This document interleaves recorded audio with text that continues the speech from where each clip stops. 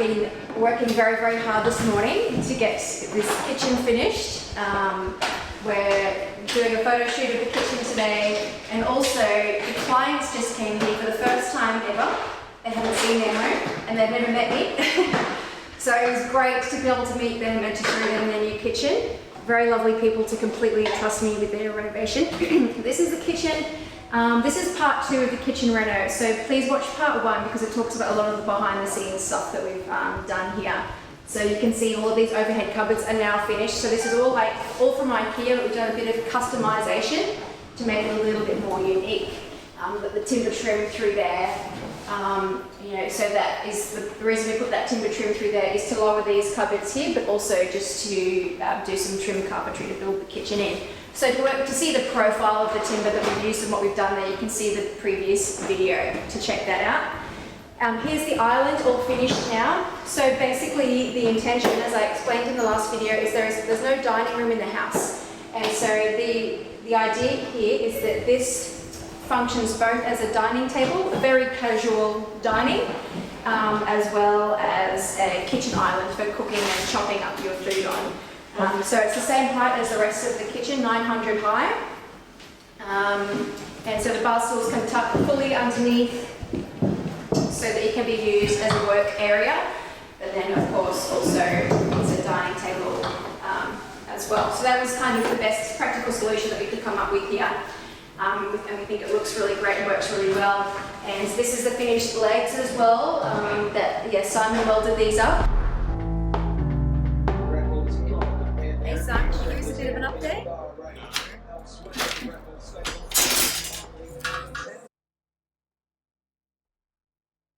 So it's basically just some steel, 75 by 50 it looks like, in this cross brace section. It's not actually a 45-degree angle, it looks like it is.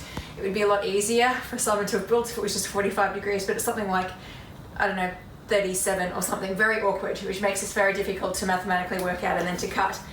And then for the base of it, I don't know if you can see it clearly from there, but just because I feel like it needs a chunkier base section, we've actually just used a 75 by 50, 2 of them, welded together. That's obviously cheaper than getting a massive big fat bit of steel.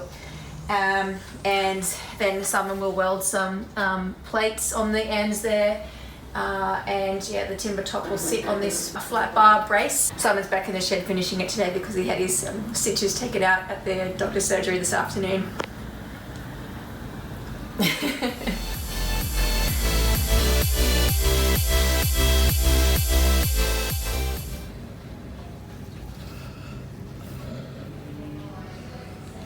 No. So this is pretty much ready to go. It just needs to be powder coated matte black and then installed in the kitchen. And this actually has not been powder coated.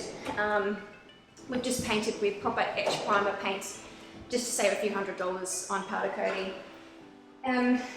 The range hoods and shelves, these shelves here were actually from the original kitchen that was here in the house. It was kind of a timber servery, and so we've repurposed that timber and used it here to create some floating shelves. So we've put some steel rod into the wall to mount those, and then some epoxy glue. The pantry door is actually the original front door from the house. We've modified it a little bit. We took out the LED light glass, replaced it with this, it's called acid etched glass. It's just a little bit sort of opaque. And I actually ordered a pantry decal to put on it. It didn't arrive in time, but because I wanted to show the clients this morning, and also for the photos, I've actually, like a crazy person, don't zoom in, Claire, don't zoom in. I've cut out letters, no! And glued them on the door, like a lunatic. But hopefully you can't tell in the photos that that's what's happened. And of course, when the decal arrives in the mail, I'll replace it with a decal. And in here is, the pantry, so heaps of storage. This is all just shelving from IKEA. And full height, 2400 high, and we've put in lots of power points in here so some appliances can be stored out of the way. Brenda, what are you doing? I thought she was going to step in the silicone. I was. I thought you were about to step in it.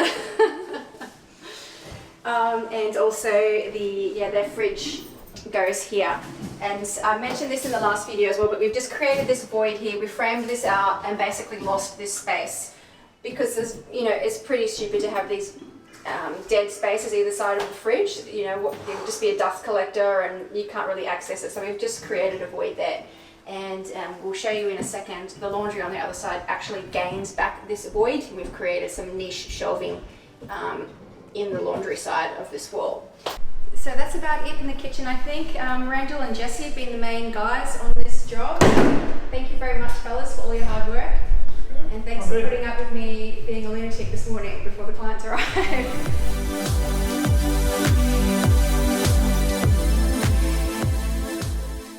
And here are the pressed tin tiles that we used here. Someone actually did ask me a question. They said, would it not be cheaper just to get a bit of pressed tin, the full sheet of it, rather than paying for the tiles?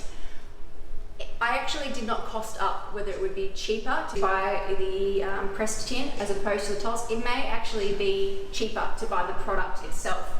But there's many other things that come into play when I make decisions, like logistically. I didn't have my carpenters available on the day that needed to be installed. I needed them on another job. I had a tiler available. I was near the tile shop and could pick them up. I was not near the pressed tin shop. And so it would have cost me more time, which is money, to go and buy the pressed tin. So sometimes in the end, even though the physical product may be cheaper, overall it's not necessarily cheaper. So logistics come into it as well. We'll just take you through now to the laundry.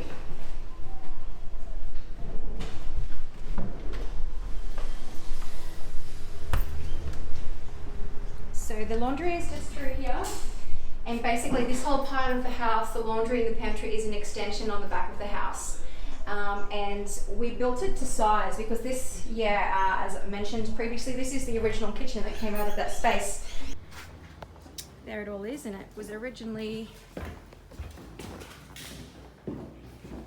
just along there, the old original kitchen. Well, not the original kitchen, but an old kitchen.